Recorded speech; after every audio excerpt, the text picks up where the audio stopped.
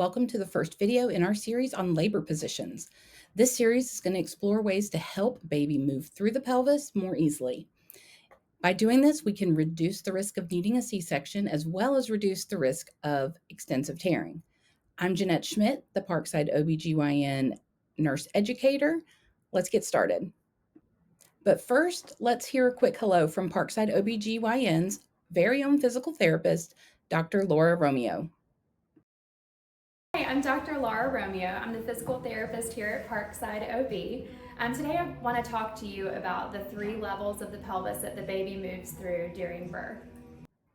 Learning proper positioning techniques can make your labor and your delivery easier. And by easier, I mean for both you and your baby. It's important for us to introduce a couple of new terms for you, though, so that as you follow along this series, you can better understand what we're talking about.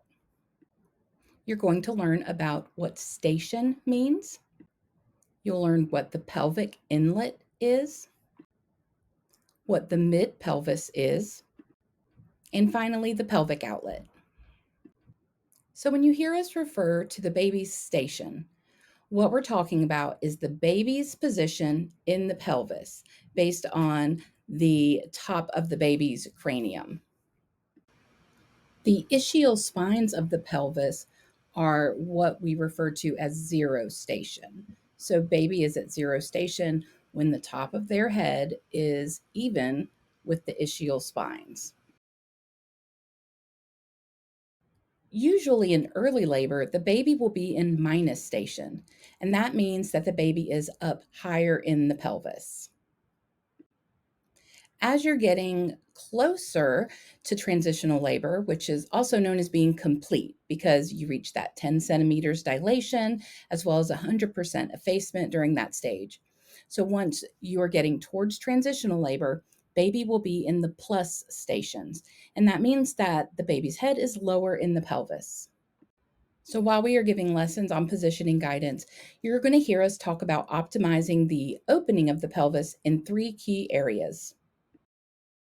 The pelvic inlet, as seen here, close to the top of the pelvis. The mid-pelvis, which is seen here where baby is around zero station and the head is more even with the iliac spines. And then finally, the pelvic outlet, which is seen here at the bottom of the pelvis where the baby's gonna get out. Now you know some of the basic terms. So coming up in the rest of the series, you'll see that each stage of labor will have its own lesson. So the next video will be about early labor, where we want to optimize the pelvic inlet as the baby starts working their way towards the birth canal. And then you're going to learn how to optimize the opening of the mid-pelvis as the baby works its way further down. And the last video will be how to optimize the opening of the pelvic outlet as you prepare for pushing. We'll also give some guidance on actual demonstrations of positioning, and you can see exactly how all of these parts of our body work together to help the baby get out.